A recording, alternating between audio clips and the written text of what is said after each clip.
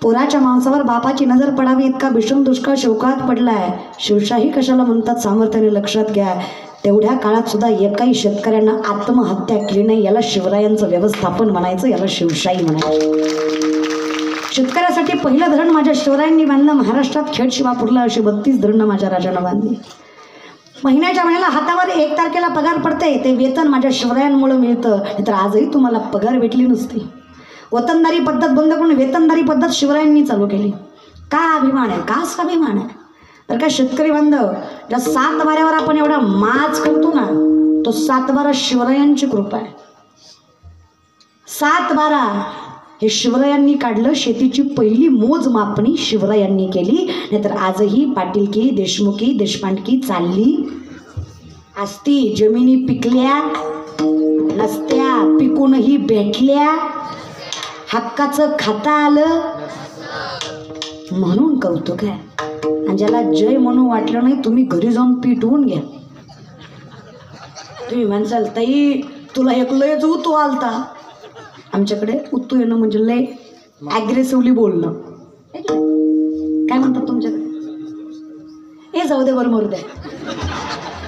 फार स्वाभिमानाने बोलणं. काय काय म्हणतात? लयच बोलती रे. कौतुक आहे. वैद्य ने हमें बीमार लिख दिया, रोग पूछा तो हिंदू धर्म से प्यार लिख दिया. शुक्रगुजार रहेंगे हम उस वैद्य के जिसने दवा में छत्रपति शिवाजी महाराज का नाम लिखा. आज कीर्तनकार मुलगी असून एवढ्या सामर्थ्याने बोलतीये. जर राजं नसतं तर कीर्तन करायला परवानगी घ्यावी लागली असती.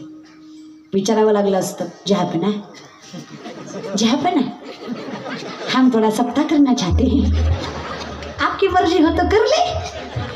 असे पोकळ बांबूचे ठोके दिले असते. काही एवढी माणसं जमली असते दादा. फक्त शिवरायाच नाही, ज्या ज्या लोकांनी या मातीसाठी आपला प्राणपणाला लावला.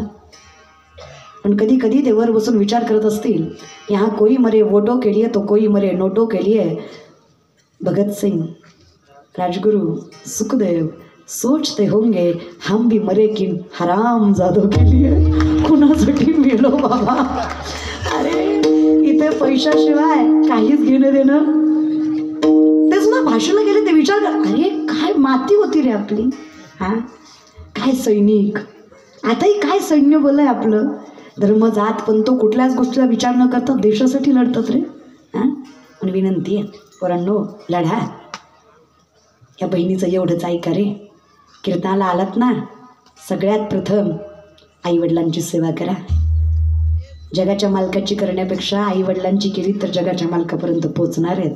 ज्याला घरातली माय कळली नाही त्याला पंढरीची माय कधीच कळणार नाही. ज्याला घरातला बाप कळला नाही त्याला पंढरीचा बाप कधीच कळणार नाही. घरातल्या मालकात समजून व्यसनाच्या आधीन जाऊ नका. स्वतःचं साम्राज्य निर्माण करा.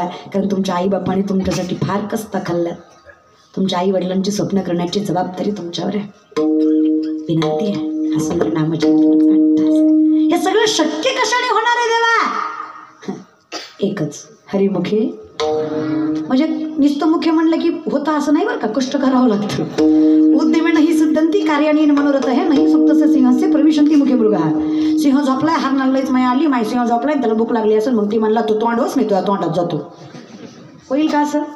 झोपलेल्या सिंहाच्या तोंडात स्वतःहून हरीण जाणार आहे का? तसं कष्ट न करता कोणच देणार. पण कष्ट करण्याची ताकद मात्र हरिनाम देतं. म्हणून हरिनाम घ्या, जे कष्ट करण्याची ताकद वाढवेल आणि ते कष्ट तुम्हाला यशापर्यंत पोचवेल. हे सगळं शक्य एकाच गोष्टीने. विठप्पाय रख जिथे कीर्तनाची चाका, पांडुरंग उभा कीर्तन चांग, कीर्तन चांग होयांग हरी रूप. देव करायची ताकद या कीर्तनात. ज्या क्षणी कीर्तन चालू त्या क्षणी जगाचा मालक इथं साक्षीला उभा असतो. ते कीर्तन आहे. विनंती, फार कौतुक करावं तुमचं. अगदी गोड माणसं आहे तुम्ही. हां एवढ्या लांब आल्याचा शिन भेटला महाराज. धुळ्याच्या पण पुढे होय, पण भाग गोड आहे. आम्हाला यायचं म्हणलं की 8 ते 9 तास तरी सहज लागतं. किती? बार्शीची आहे, नका लई चर्चा करू. बार्शीची महाराज.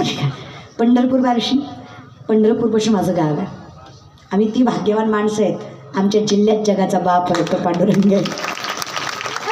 तुम्ही तर लय भाग्यवान माणसं आहे. मुक्ताई तुमच्या चरणाशी आहेत. हां जिने ज्ञानोबारांना ज्ञान शिकवावं, जिचे पहिले शिष्य चांगदेव 14 विद्या 64 कला 1400 वर्षाचं वय ज्या माणसाचं, त्याला शिष्य करायची ताकद ज्या 5 वर्षाच्या आईत आहे ती मुक्ताई तुमच्या चरणाशी तुमच्या माथ्याशी आहे. फार भाग्यवान माणसं तुम्ही. मुक्ताईंच्या सावलीखाली जगलेली आणि त्यांच्या सावलीखाली सुखावलेली माणसं तुम्ही. कौतुक करावं तेवढं कमी आहे तुमचं. मला खूप कौतुक आहे. त्यामुळे तुम्ही